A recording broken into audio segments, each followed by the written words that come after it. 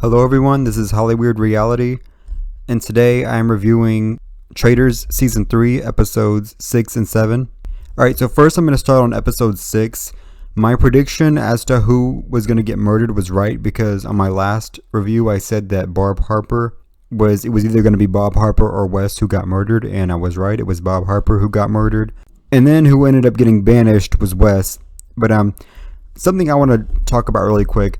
I notice whenever they have like these morning breakfast feast or whatever, a lot of people come to the table dressed like in really formal attire. Like Wes, he came to the table wearing a suit and tie. Like, why would you feel the need to wear a suit and tie to breakfast, especially when you know the challenge is going to be most likely outside? But maybe they just dress formal for breakfast because they know they're on TV, but I wouldn't have gone as far as to wear a suit and tie to breakfast, but to each their own. Something else I noticed is that whatever challenge that they had during episode 6, I kind of forgot what challenge it was, but when they got back, the way Tom was scoffing down that food that he was eating, I don't know if he was just really hungry because they just had a breakfast, before they went to the challenge, but who knows how many hours it had been, but he was like really scoffing down food whenever he came back from the challenge.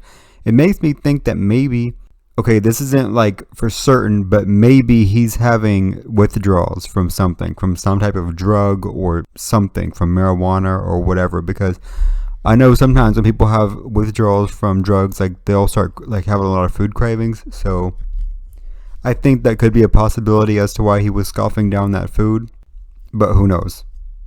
And that's just alleged. Like, I'm not saying that Tom Sandoval is addicted to drugs, but I would not be surprised if he was a person who smokes marijuana on a regular basis and he was having withdrawals, so he decided to scoff down that food the way that he did.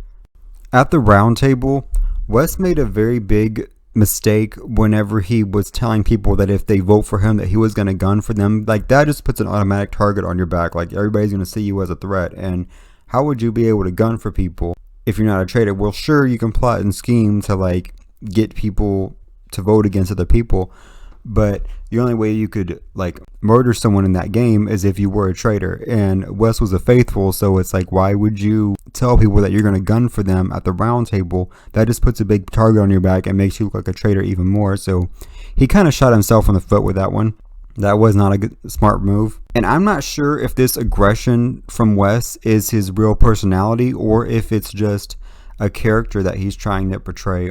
Hopefully it's just a character, because like I hope no one will be that immature at the big age that Wes is. Like, that's just not cute. Even for a 20-year-old to act like that, that would not be cute.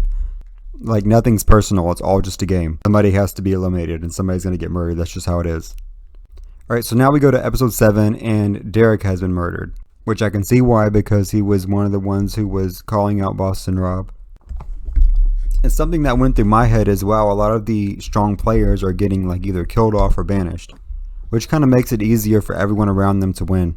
Alright, so the challenge they end up having was they had to like join hands and like put their hands in a container, and a bunch of bugs, like insects, were dropped on their hands, and they had to hold on to each other without like letting go, even though they had insects crawling all over their hands.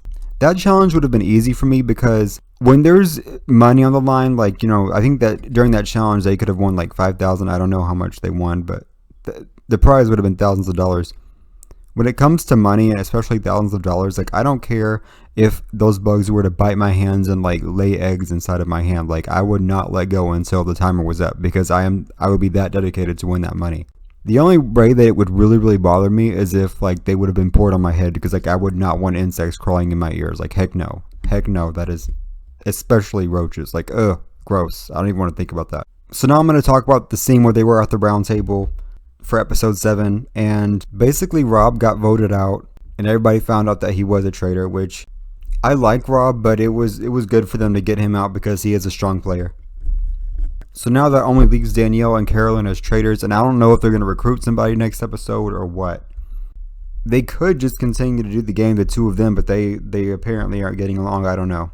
I don't really know what's going on with them, but if they recruit somebody, it should either be Tom or Dylan, because those are the two people that will be easiest for them to frame at banishment, for everybody to think that they're a traitor, especially Tom with the history that he has.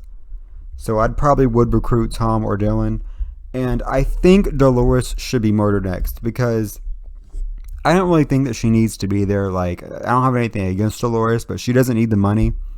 And the challenges are only going to get more intense. Dolores, being the age that she is, I think that she would just kind of hold everybody back when it comes to winning the challenges and doing the pride spot, because some of those challenges can be very intense, and somebody her age, like, I don't know if she'll be able to like endure a lot of the challenges that are coming up. So yeah, I think Dolores should be murdered next. And then as far as banishment goes, they should recruit Tom and then set him up for banishment. Tom needs to go.